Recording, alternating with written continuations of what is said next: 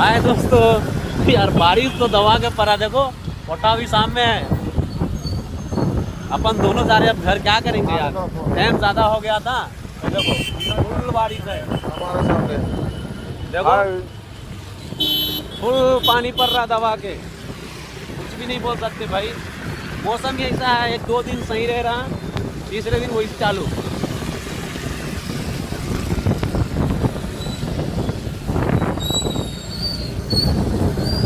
दो दिन ठीक रहता, तीसरे दिन वही चालू रहता। मिलेंगे फिर नेक्स्ट वीडियो में।